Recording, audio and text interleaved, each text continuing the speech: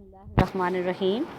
میں Farzana Khan sociology ADP program 2 کے ساتھ کل ہم نے ایمائل ڈرخائم کا مذہب کا نظریہ یا مذہب کی معاشرتی وضاحت جو ہے وہ ہم کر رہے تھے، ٹھیک ہے۔ اس میں ہم نے مذہب کے حوالے سے بات کی۔ اس سے پہلے ہم نے تھیوری آف سوسائڈ بہت ڈیٹیل سے کیا، اور مذہب کے بارے میں بات کرتے ہوئے ہم نے مذہب میں جو حلال اور حرام کا، مقدس اور ناپاک کا، عقائد اور افعال کا جو ایک پراپر تجزیہ دیا گیا ہے یا نظریہ دیا گیا ہے، اس کے بارے میں بات کر رہے تھے۔ ہم نے اس کا پہلا پیراگراف کیا تھا، آج ہم اس کا سیکنڈ پیراگراف ہم سٹارٹ کرتے ہیں۔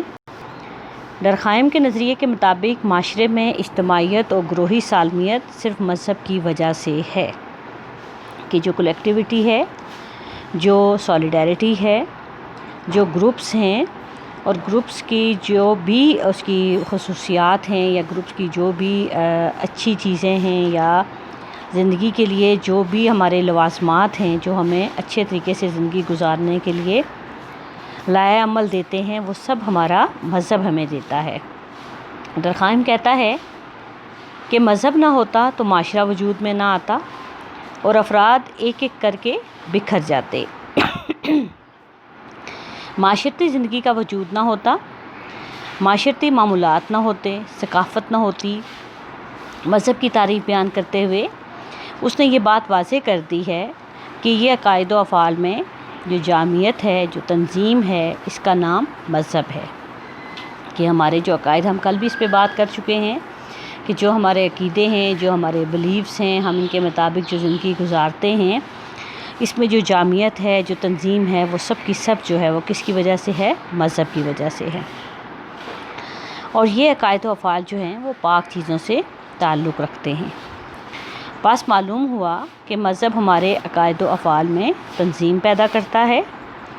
ہمارے افعال یعنی کردار میں جب تنظیم پیدا ہوتی ہے تو اس سے گروہی سالمیت وجود میں آتی ہے، جو معاشرے کو استحکام، پختگی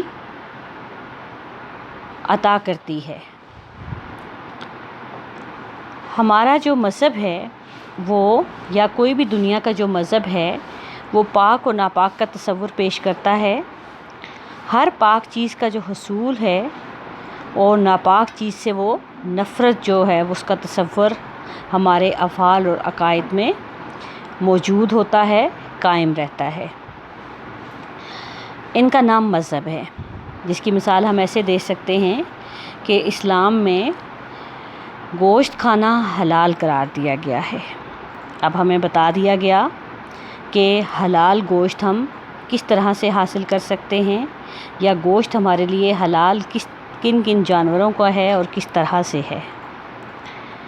اب حلال اور حرام کی جو تمیز ہے وہ اسلام کا ایک بنیادی اصول ہے۔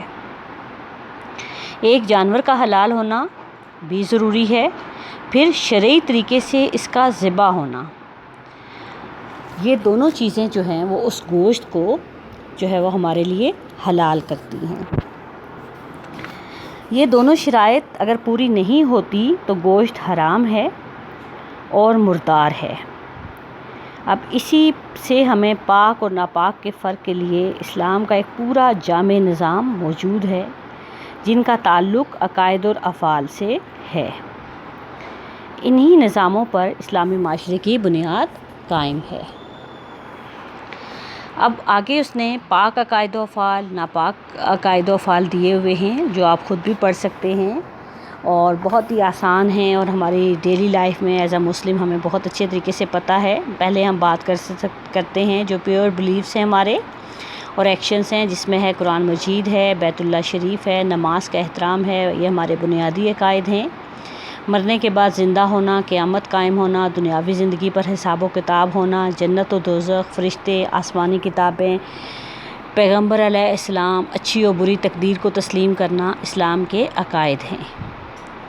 رمضان المبارک کے روزے رکھنا، قربانی کرنا، حج کرنا، بیت اللہ کی زیارت کرنا، زکوٰۃ و خیرات کرنا، صدقات کرنا، جہاد وغیرہ یہ ہمارے اسلامی افعال ہیں۔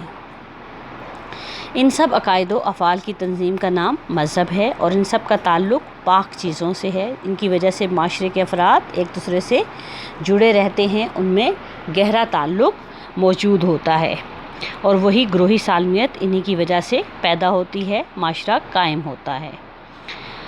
اب یہ جو تمام چیزیں ہیں یہ ہمیں پتہ ہے کہ ہمارے عقائد ہیں، ہمارے یہ افعال ہیں، اور اسی سے ہمارے مسلمان ہونے کی پہچان ہوتی ہے اور ہمیں پہچانا جاتا ہے، اور یہی ہمارے درمیان جو ہے وہ ایک مضبوط تعلق کو پیدا کرتے ہیں۔ آگے ہے ناپاک عقائد و افعال کہ حرام و مردار گوشت کا استعمال، شراب نوشی، جوئے بازی، کام تولنا، جھوٹ بولنا، چوری کرنا، قتل کرنا، دھوکہ دینا، امانت میں خیانت کرنا، رشوت لینا دینا وغیرہ میں ناپاک افعال ہیں۔ ناپاک عقائد میں شرک، بدعت، کفر، الحاد، تکبر، غرور، بخل، فضول خرچی، بزدلی وغیرہ شامل ہیں۔ یہ عقائد و افعال معاشرے میں بدنظمی پیدا کرتے ہیں، جس سے گروہی سالمیت کمزور پڑ جاتی ہے۔ کہ یہ جو تمام چیزیں ہیں، آپ خود بھی دیکھیں، انڈیویجولی بھی اگر ہم دیکھتے ہیں تو ایک فرد کی زندگی، اس کے قریب ترین جو اس کا گروپ ہے، خاندان ہے، برادری ہے، معاشرہ ہے، محلہ ہے، یہ سب اس کو بھی تباہ کر دیتے ہیں، اور آہستہ آہستہ جو ہے وہ معاشرے میں ان کا اثر جو ہے وہ بہت دور رس ہوتے ہیں۔ نیکسٹ آپ کا پوائنٹ آ جاتا ہے طریقہ کار، میتھڈالوجی اس نے جو دی ہے اس کے بارے میں ہم بات کرتے ہیں۔ کومٹے نے معاشرتی واقعات کو تجزیے کے لیے طریقہ کار پر زور دیا ہے، لیکن اس کا زور صرف اس کے اثابتی طریقہ کار پر رہا ہے۔ درخائم نے عمرانیات کے طریقہ کار پر خصوصی توجہ دی ہے۔